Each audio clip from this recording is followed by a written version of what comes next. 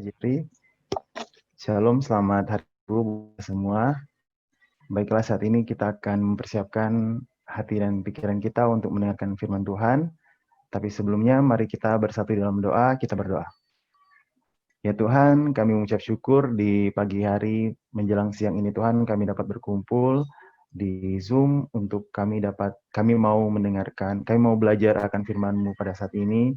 Tuhan Yesus pimpin kami, setiap pribadi kami, semoga kami bisa mengerti apa yang nanti akan kami dengarkan, dan Roh Kudus akan bekerja, dan semua yang kami dapatkan saat ini, Tuhan, itu dapat menjadi berkat dalam kehidupan kami pribadi.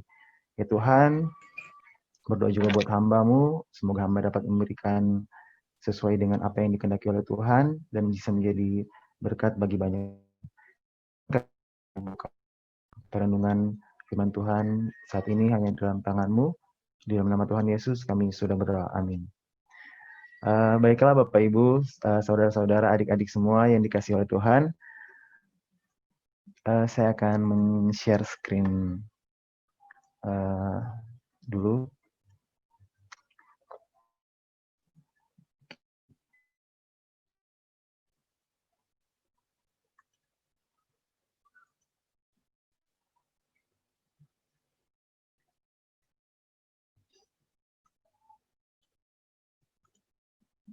Oke, saya akan share screen. Baiklah. Oke, Bapak Ibu, kita akan merenungkan satu bagian firman Tuhan yang terdapat di dalam Efesus 5 ayat 19. Jadi mari kita semua dalam Efesus 5 ayat 19. Saya akan membacakan untuk kita semua. Efesus 5 ayat 19.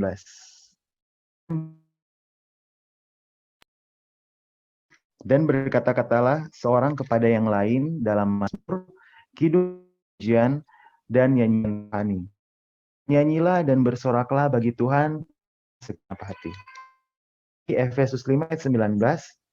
Dan berkata-katalah seorang yang lain dalam mazmur, puji-pujian dan nyanyian.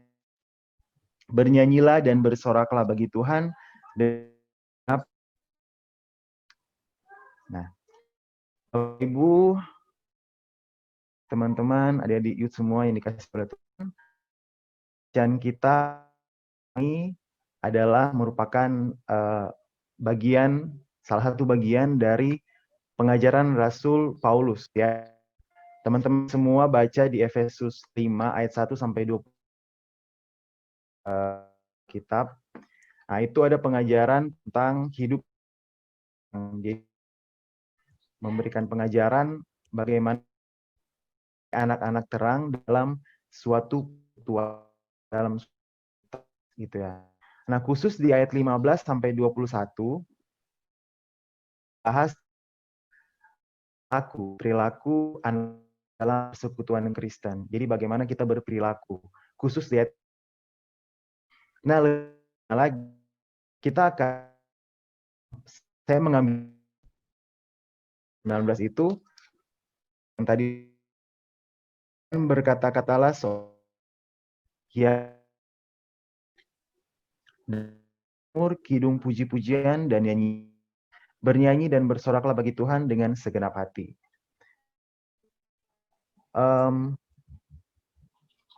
Pada bagian pembaca hari ini itu berkaitan dengan hidup sebagai anak-anak terang. Sebentar.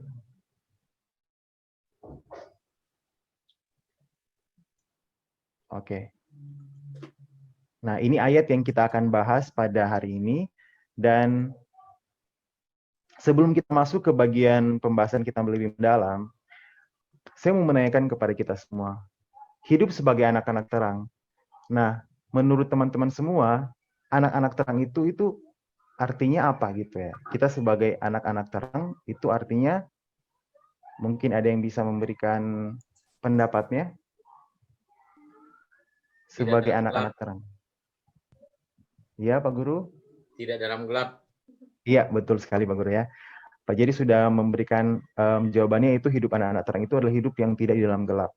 Atau kita bisa bilang bahwa anak-anak terang itu adalah orang-orang yang percaya kepada Yesus, di mana Yesus telah mati di kayu salib, menebus dosa kita, dan bangkit dari kematian. Jadi anak terang itu adalah orang-orang yang percaya kepada Yesus. Yesus telah mati di kayu salib, menebus dosa kita, dan bangkit. Ya, itu anak terang seperti. Berarti kita ini yang sudah percaya kepada Yesus, percaya kepada karya keselamatannya, penebusannya, nah kitalah yang disebut anak-anak terang. Kita yang disebut anak-anak terang yang berkumpul dalam persekutuan seperti ini. Nah, salah satu hal yang menjadi pengajaran Rasul Paulus untuk menjadi anak-anak terang itu adalah di ayat 19 ini. Berkata-katalah seorang kepada yang lain dalam mazmur, kidung pujian, dan nyanyian rohani. Bernyanyi dan bersoraklah bagi Tuhan dengan segenap hati. Nah, teman-teman, bagaimana caranya kita sebagai anak-anak terang untuk bisa mempraktekkan ayat 19 ini dalam kehidupan kita sekarang gitu, dalam kehidupan kita yang modern seperti ini, dalam kehidupan teknologi, informasi, dan komunikasi yang sangat luar biasa berkembang, teman-teman ya. Saat ini dengan sekali klik kita bisa dapat menentukan, kita bisa dapat apa yang kita mau itu langsung dapat gitu ya. Dengan sekali klik kita bisa apa yang kita mau itu langsung dapat, teman-teman. Kalau buat saya contohnya buat saya teman-teman ya, mungkin kalau bisa dibilang kehidupan saya itu kayaknya 80% sampai 90% sekarang online gitu ya. Pesan makan online, kalau mau naik taksi online, mau ibadah online, mengajar online, semuanya semua serba online gitu kan. Nah, jadi teknologi informasi dan komunikasi itu sudah sangat-sangat berhubungan erat sekali dengan kehidupan kita. Nah, bagaimana caranya kita mengaplikasikan ayat 19 ini? Berkata-katalah seorang kepada yang lain dalam mazmur. Sebagai anak-anak terang ya. Bagaimana kita mempraktikkan pengajaran Rasul Paulus ini? Nah, teman-teman semua, khotbah di pagi hari ini saya diberikan judul yaitu Good Buzzer.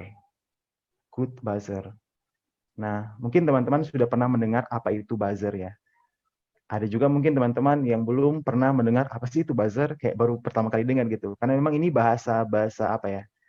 Bahasa masa kini gitu, baru muncul sekarang-sekarang aja gitu.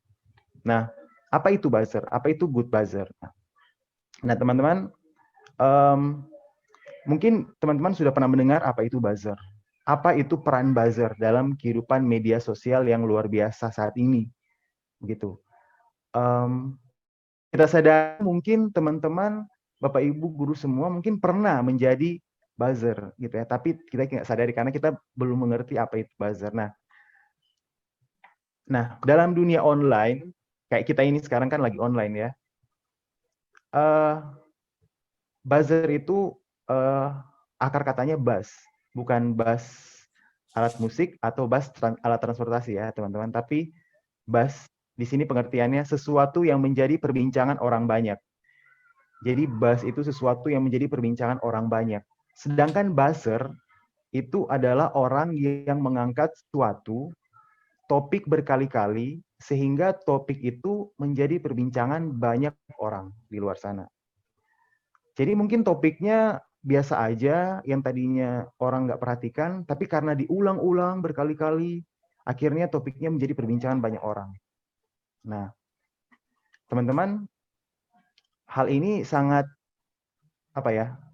sangat mengerikan dalam kehidupan online kita ini karena kita itu hidup di Indonesia di mana orang-orang lebih percaya terhadap sesuatu hal yang rame gitu.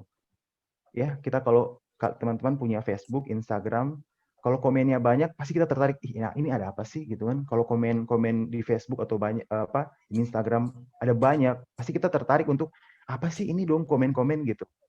Nah, sehingga penting bagi kita sebagai anak-anak terang, kita harus menempatkan diri yang baik. Kita harus ambil posisi yang di mana gitu kan, sebagai buzzer. Nah, kita lanjut ya.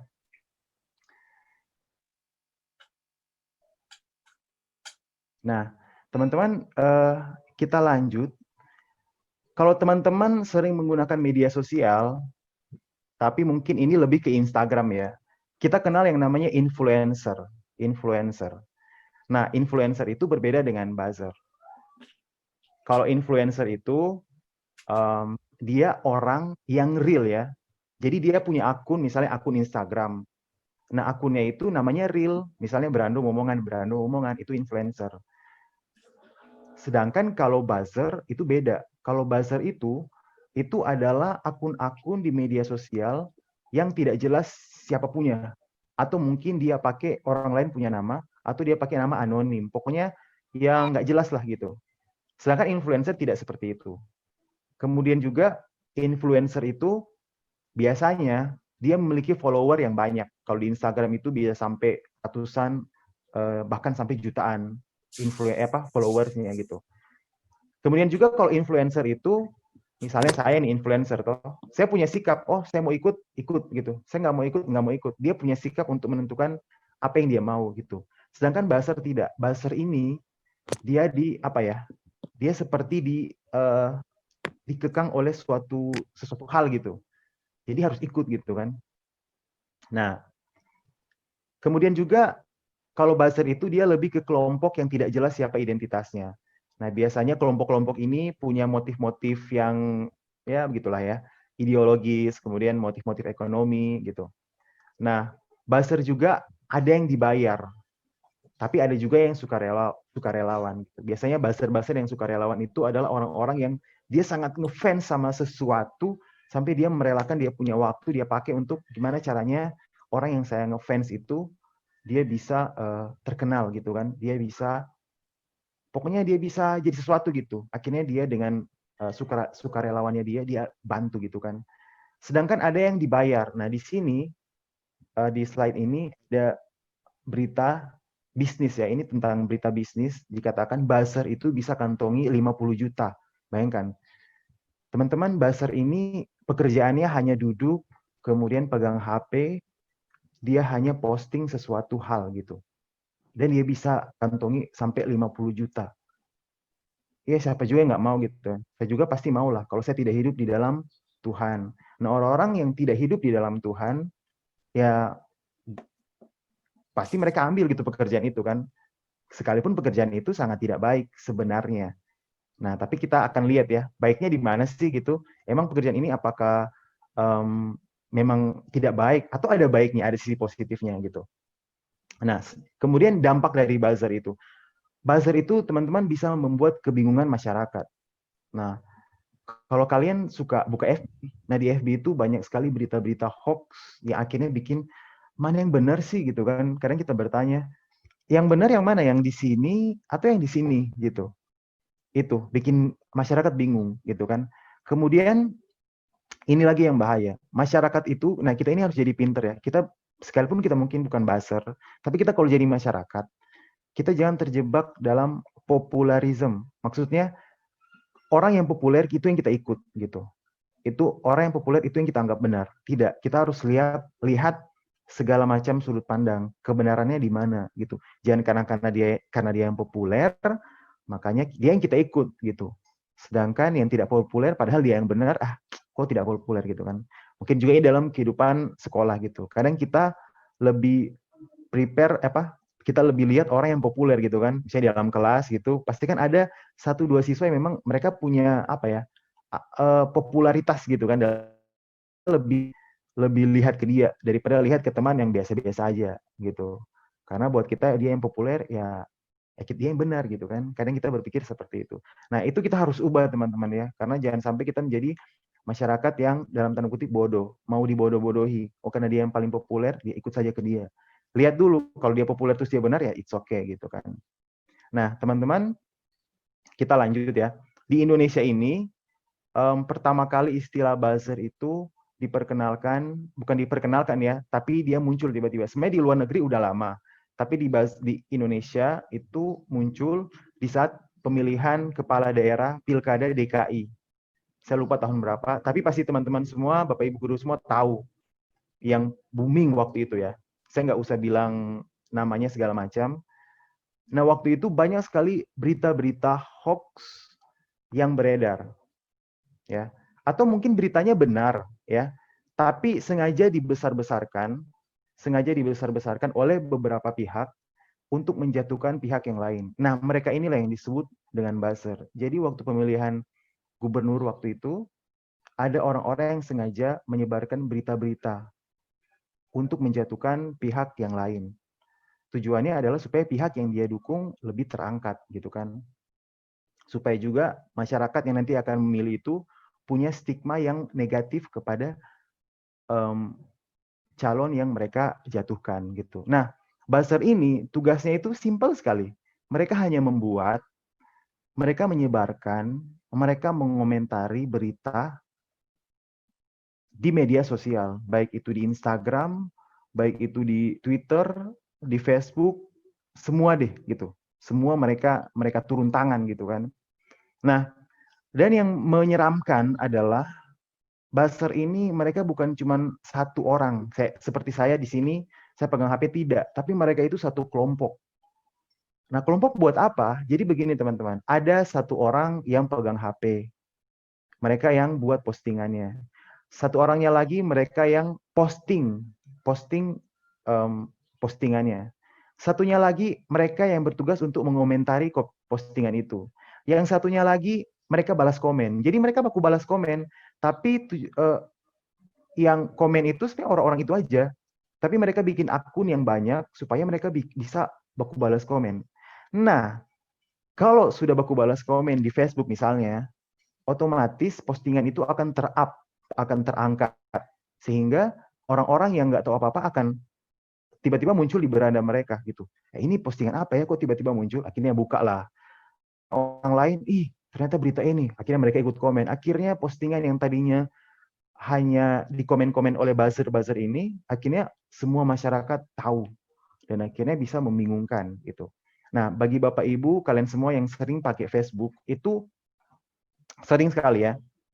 Mungkin kalian pernah nggak pakai Facebook, tiba-tiba berita 2 tahun lalu muncul gitu. Kok muncul? Padahal ini sudah 2 tahun lalu. Karena apa? Karena orang waktu itu lagi ramai komen-komen, nggak tahu komen karena apa gitu kan. Ada yang memulai percakapan, akhirnya muncul lagi deh di beranda kita gitu. Atau kalau teman-teman sering di Facebook, kadang ada grup-grup misalnya grup, misalnya kalau di saya itu ada yang namanya grup orang-orang kumpulan orang Manado gitu kan, grup Kawanua. Biasanya kalau ada acara-acara apa dikasih di situ gitu. Atau misalnya ada kehilangan dompet. Nah, taruhlah kita di grup itu. Nah, nanti orang-orang yang ada di grup itu akan bantunya dengan cara kita tulis up gitu. Jadi yang up itu kita tulis ulang-ulang. Tujuannya apa? Supaya postingan itu bisa ter-up, bisa ada terus di posisi tertinggi di grup itu. Sehingga kalau orang masuk grup langsung lihat, oh ada berita ini, ada kehilangan dompet gitu. Nah itu bagus, itu nggak apa-apa. Itu berarti kita membantu tuh supaya dompetnya cepat ketemu gitu. Kita bantu dengan cara komen aja up gitu. Supaya nanti postingannya berada di trending topik di atas gitu. Nah itu bagus. Nah tapi yang tidak bagusnya adalah yang ini nih. Waktu Pilkada DKI ini banyak sekali orang-orang yang mau menjatuhkan salah satu calon. Akhirnya mereka para buzzer ini membuat postingan-postingan yang menuliskan hal-hal aib mungkin atau bahkan hoax gitu dari pasangan yang lain. Akhirnya itu masyarakat tahu, akhirnya mungkin masyarakat jadi bimbang, aduh pilih dia nggak ya? Kok beritanya itu akhirnya memberikan efek negatif pada pasangan yang mereka jatuhkan itu. Nah, berbeda cerita kalau misalnya si buzzer-buzzer ini mereka bikin postingan di mana postingannya itu membicarakan hal-hal yang baik dari si si pasangan ini. Nah, itu nggak apa-apa gitu. Nah, itu berarti buzzer yang good gitu kan. Tapi kalau dia menceritakan yang tidak baik, berarti dia yang bad gitu. Nah, teman-teman, media sosial yang kita punya ini kalau kita sadari sebenarnya awalnya itu dibuat untuk apa sih gitu. Yang pasti untuk mendekatkan kita yang jauh, betul. Kalau kita punya keluarga di kampung, kita nggak bisa ketemu, tapi kita bisa ketemu di media sosial, gitu. Jadi media sosial itu sebenarnya sangat berguna sekali. Kita bisa mendekatkan yang jauh menjadi dekat. Tapi zaman sekarang media sosial itu tujuannya itu sudah sangat jauh sekali teman-teman ya. Tujuannya itu sudah beda. Yang tadinya orang sama-sama nih, mereka bersaudara, mereka bersahabat, cuman karena media sosial mereka bermusuhan, gitu kan. Dan karena media sosial yang tidak dipakai dengan baik atau karena para buzzer ini, akhirnya masyarakat dipecah belah gitu untuk kepentingan sementara. Seperti yang sudah dibilang tadi ya, buzzer ini ada untuk kepentingan ekonomi dan ideologis. Jadi teman-teman ini menjadi peringatan buat kita gitu. Apakah kita selama ini pernah terlibat dalam perilaku seperti ini, buzzer seperti ini atau tidak? Nah, itu perlu kita pikirkan baik-baik. Nah, yang pasti firman Tuhan di pagi hari mengingatkan kita gitu, supaya kita tidak ikut pola perilaku dari para buzzer-buzzer yang tidak baik ini, seperti yang waktu Pilkada DKI. Apa yang kita harus lakukan? Ya, kita harus dengarkan apa yang dikatakan pengajaran Rasul Paulus tadi, gitu kan? Di ayat di ayat 19 dikatakan, berkata-katalah seorang kepada yang lain dalam mazmur. Berkata-katalah, ya kan? Dalam mazmur. Ya, mazmur itu kan berarti pujian kepada Tuhan. Kalau kita berkata-kata dalam pujian kepada Tuhan, nggak mungkin kata-kata kita yang keluarkan itu yang jelek-jelek tuh. Yang menjelekkan orang lain, yang menjelekkan diri sendiri, yang menjelekkan, apalagi menjelekkan Tuhan. Nah, itu. Jadi, berdasarkan firman Tuhan, itu kita harus perhatikan. Berkata-katalah dengan baik. Nah, teman-teman zaman sekarang tuh berkata-kata bukan lewat mulut aja gitu, teman-teman. Kalau di Facebook itu ditulis apa yang kamu pikirkan, gitu kan? Kalau kita mau update status, di situ ditulis apa yang kamu pikirkan. Nah, yang kita pikirkan biasanya kita keluarkan lewat kata-kata, nah sekarang lewat postingan gitu. Berarti masuk juga gitu. Berarti kalau kita mau posting, ya harus posting yang apa? Posting yang sesuai dengan kehendak Tuhan. Artinya bukan sesuai dengan apa yang memuliakan nama Tuhan. Itu yang kita posting, gitu kan.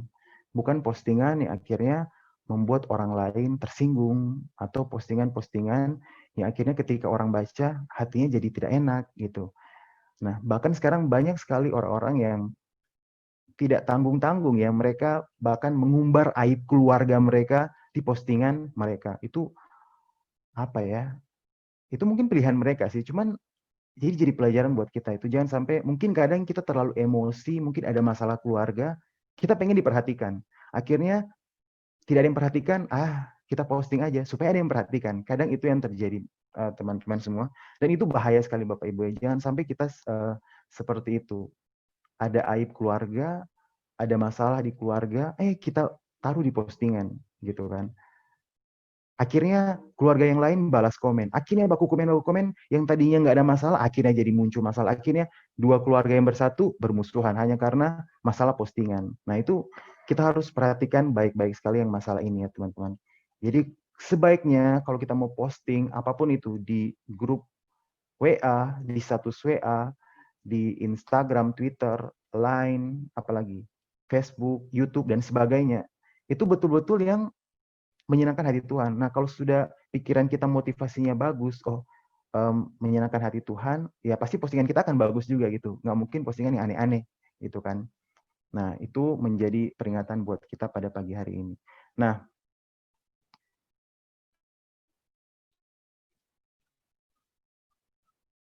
kemudian kita lanjut. Nah, ini. Mungkin teman-teman berpikir ya, ada yang sempat berpikir seperti ini. Kalau dengar kata buzzer dalam pikirannya itu positif gitu. Tapi kalau ada juga yang dengar kata buzzer dalam pikiran itu negatif. Nah, seperti saya pertama kali saya dengar kata ini, dalam pikiran saya itu negatif. Karena bagi saya itu buzzer itu ya negatif, karena saya nggak tahu itu apa kan gitu. Nah, ternyata buzzer itu tidak negatif dan tidak positif, tidak baik dan tidak buruk. Yang membuat buzzer itu menjadi buruk atau tidak buruk itu dari pribadi orang itu masing-masing. Nah, jadi sekarang dari kitanya nih, kalian mau jadi yang mana? Buzzer yang positif atau buzzer yang negatif? Gitu kan? Nah,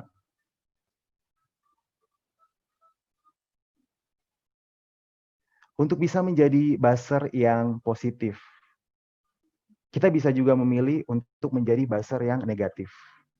Nah, untuk bisa menjadi buzzer yang positif, itu seperti yang sudah dijelaskan beberapa hal yang tadi ya. Nah, tambahannya adalah kita jangan membuat topik-topik yang menipu. Nah, ini sering kejadian di headline-headline kabar-kabar, tapi yang apa ya, yang tidak kredibel gitu. Kalian mungkin pernah dapat berita headline headline-nya itu buat kita penasaran. Setelah kita buka, ternyata headline-nya itu tidak cocok dengan isinya gitu. Itu kan penipuan tuh. Nah, biasanya ini terjadi pada website yang tidak kredibel gitu kan. Kecuali kalau berita-berita online yang memang kredibel, ya nggak mungkin mereka bikin kayak gitu. Tapi kalau berita-berita online yang tidak kredibel, ya mereka bisa bikin kayak gitu, menipu masyarakat. Kemudian juga, nah ini yang paling parah, hoax. Kadang orang-orang menyebarkan hoax yang tidak tahu kebenarannya, tapi mereka sudah sebarkan. Hanya apa? Hanya untuk mencari popularitas. Atau biasanya itu dia pengen dia yang dianggap paling cepat gitu kan, sebarkan berita. Tapi belum tahu kebenarannya. Nah, itu sering terjadi kalau misalnya ada, saya sering tuh terima kalau misalnya ada peristiwa-peristiwa yang terjadi, misalnya kebakaran, ini itu, tiba-tiba masuk berita-berita kebakaran, ya memang benar terjadi kebakaran, tapi foto-fotonya itu bukan itu gitu. Nah, itu yang sangat disayangkan gitu kan. Nah, sebenarnya mau betul foto itu atau tidak, kita nggak usah sebarkan. Berhenti di kita saja. Jadi kalau kita terima berita, sekalipun itu mungkin berita benar ya sudah, di stop kita aja, nggak usah disebar-sebar. Kecuali kita sudah yakin 100%, kita sudah searching di internet, kita sudah tanya ke semua orang, itu benar, dan itu bisa bermanfaat, ya sudah, share boleh deh. Tapi kalau itu pun berita benar dan akhirnya itu nggak bermanfaat, sudah, sampai di kita aja. Kecuali misalnya firman Tuhan, atau kata-kata motivasi, ya itu nggak apa-apa, kita sebarkan, luaskan gitu. Tapi kalau cuma berita-berita yang hoax, ataupun yang tidak hoax, tapi belum kita cek kebenarannya, mending stop di kita saja. Jangan kita sebar, luaskan lagi. Kemudian ini juga yang kita harus perhatikan sebagai pengguna media sosial yang baik ya. Sebagai anak-anak terang. Sebagai anak-anak terang, yaitu interaksi kita di media sosial. Sekarang tuh orang sudah sangat-sangat terbuka sekali deh. Sangat terbuka dengan yang namanya interaksi di media sosial. Mungkin kalau di TV masih ada KPAI. Kalau kita ngomong kasar, KPAI bilang, oh stop, itu acara TV-nya di stop gitu. Tapi kalau teman-teman coba cek di YouTube. Di YouTube itu terbuka sekali Bapak Ibu. Jadi kita kalau nonton itu segala macam kata-kata dari A sampai Z, binatang itu keluar semua. Makian-makian itu keluar semua. Dan enteng gitu bilangnya. Dan itu yang nonton itu dari segala macam umur, dari 0 tahun sampai tak terhingga tahun gitu. Nah, itu dia tantangan kita pada saat ini. Bagaimana kita yang masih muda ini, yang bukan mengakui diri, kita sebagai anak-anak terang, kita bisa menjadi terang bagi orang lain di tempat yang gelap. Bahkan di tempat terang pun nggak oke gitu. Nah, YouTube ini sangat-sangat berbahaya sekali buat saya sih, karena banyak konten-konten yang sangat-sangat tidak mendidik. Dengan mudahnya mereka bilang kata-kata makian dan kebun binatang. Oke lah, kalau misalnya kita sudah biasa mendengar itu, dan kita tidak terbiasa untuk bilang, it's okay. Tapi bagaimana dengan anak-anak masih kecil gitu, anak-anak yang di bawah yang masih balita lah, mereka bisa mendengar dengan mudahnya. Mau dilarang juga tidak mungkin ya, karena memang itu sudah sangat terbuka. Nah, tapi kita sebagai anak terang, kita bisa mencegahnya gitu kan. Ya stop sudah putar-putar yang hal seperti itu, dan kasih dengar ke anak-anak kita atau ke adik-adik kita gitu. Nah itu teman-teman ya. Kemudian juga kata-kata yang sering dikeluarkan oleh kita ketika kita berkomunikasi di Facebook atau Instagram. Itu juga kita harus jaga baik-baik. Jangan sampai kita mengeluarkan kata-kata yang tidak sesuai dengan kehendak Tuhan. Karena kita sudah diajarkan di ayat 15 ini, berkata-katalah seorang kepada yang lain dalam mazmur, dalam kidung puji-pujian, nyanyian rohani, bernyanyi dan bersoraklah bagi Tuhan dengan segenap hati. Jadi kita di sini kata-kata yang kita keluarkan itu memuliakan nama Tuhan. Jangan sampai kata-kata yang kita keluarkan itu malah menyakiti hati Tuhan. Nah, mungkin sekarang kita bisa refleksikan gitu ya. Selama ini apakah mungkin pernah kita menjadi buzzer gitu ya, tanpa kita sadar. Jadi mungkin kita sudah pernah jadi buzzer gitu. Nah, kalau saya sendiri jujur saya sudah pernah menjadi buzzer. Karena setelah saya mengerti pengertiannya, oh berarti saya dulu pernah gitu kan. Nah sekarang dari kalian sendiri, kalian refleksikan, kalau kalian pernah menjadi buzzer, apakah kalian menjadi buzzer yang positif atau menjadi buzzer yang negatif? Nah ini perlu kita refleksikan baik-baik, supaya kedepannya ada perubahan perilaku. Apakah kalian mau tetap pada perilaku yang negatif buzzer itu, atau menjadi perilaku yang positif seorang buzzer? Apalagi di kehidupan kita yang media sosial yang luar biasa ini, sekali klik langsung terkirim. Nah, itu kita harus betul-betul meminta hikmat kepada Tuhan gitu, supaya kita bisa menjadi buzzer yang positif atau menjadi good buzzer. Jangan menjadi buzzer yang negatif. Nah, sebenarnya ada tips yang simple sekali untuk menjadi buzzer yang positif. Salah satu ya, yaitu untuk menjadi buzzer yang positif, satu cara yang paling efisien adalah kita mengabaikan atau sama sekali tidak menanggapi unggahan atau postingan dari buzzer yang negatif. Jadi kalau kalian ketemu nanti di postingan-postingan Instagram, Facebook, apapun itu, postingan yang tidak baik lah. Postingan tidak baik itu banyak ya. Tinggal kalian aja yang menilai ini postingan baik atau enggak. Ya sudah, kalian nggak usah tanggapi, nggak usah apa-apain, kasih tinggal aja gitu. Jadi bisa bayangkan kalau semua orang berpikiran seperti itu, tadinya postingan itu yang adalah buzz, tapi karena sudah tidak dilihat oleh orang, akhirnya akan menjadi postingan biasa aja. Karena dia akan tenggelam, karena tidak ditanggapi oleh orang banyak. Jadi itu, kalau kita mau, nah ini, good buzzer itu, ya kita abaikan saja konten-konten atau unggahan postingan yang negatif, buzzer negatif. Karena dengan demikian, postingan yang tadinya buzz, itu tidak akan menjadi buzz lagi. Gitu, karena dia sudah tenggelam. Karena kita tidak tanggapi. Jadi sebenarnya kalau kita nilai, semuanya kembali ke kita nih, netizen Indonesia gitu. Kalau kita mau supaya postingan yang buzzer negatif itu tidak ter-up, ya sudah tidak usah tidak usah lihat gitu, tidak usah dikomentari, tidak usah di itu. Nanti dia turun sendiri juga gitu. Jadi kita nggak usah beradu mulut, beradu argumen, main baku pukul segala macam. Tinggal kita abaikan saja. Nanti dia akan turun sendiri. Nah itu tips ya. Jadi nanti besok-besok kalau kalian ketemu dengan postingan-postingan yang tidak baik di luar sana, mending kita diam, kita kasih tinggal gitu. Nggak usah juga kita ikut campur, kecuali memang kita punya pengetahuan yang lebih untuk kasih tahu ke dia, oke lah gitu. Dan lebih baik juga kalaupun kita kasih tahu ke orang, misalnya ada seseorang dia bikin postingan yang tidak baik, di DM lah gitu kan. Jangan langsung komen juga di situ gitu.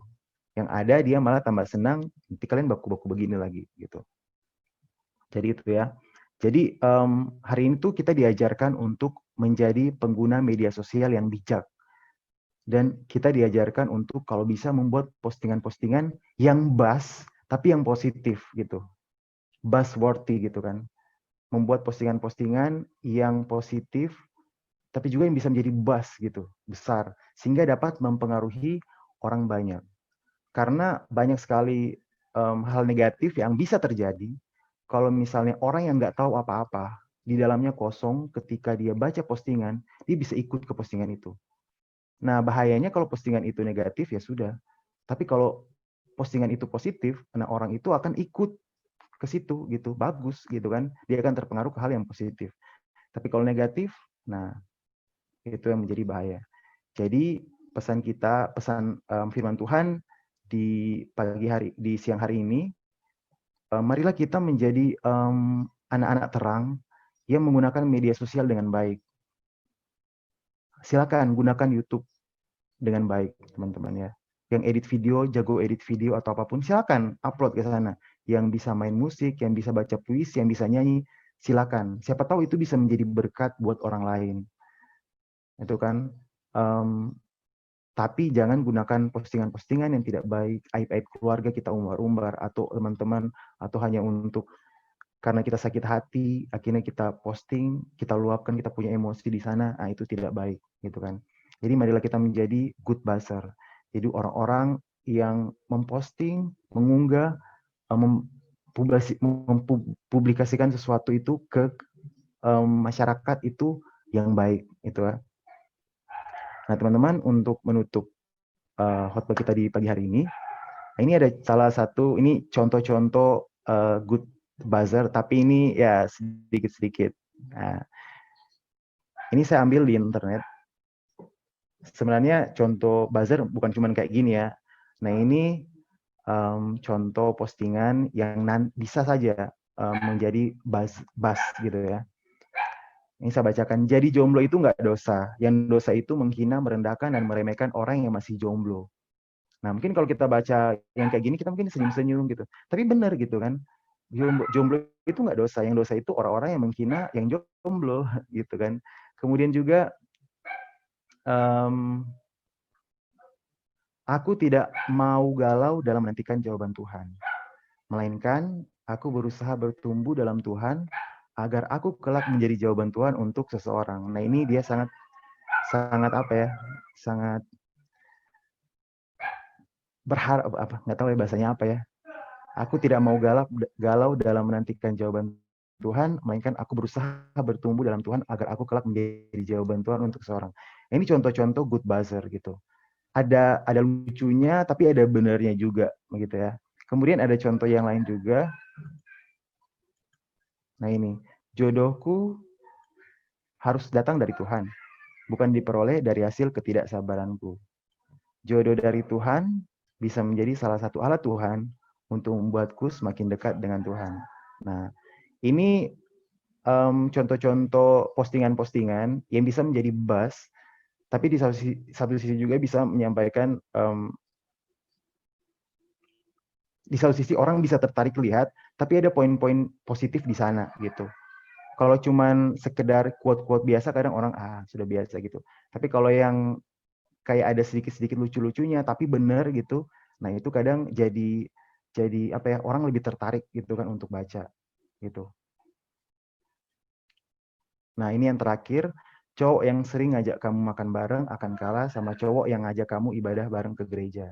Dan juga ada pasangan yang bukan dari Tuhan akan membuatmu menjauh dari Tuhan, tapi pasangan yang datangnya dari Tuhan akan membuatmu semakin cinta Tuhan. Nah ini beberapa contoh postingan-postingan, tapi bukan hanya model seperti ini ya, banyak sekali postingan-postingan yang bisa menjadi buzz, dan kalian bisa menjadi buzzer yang good ke depannya. Jadi untuk menutup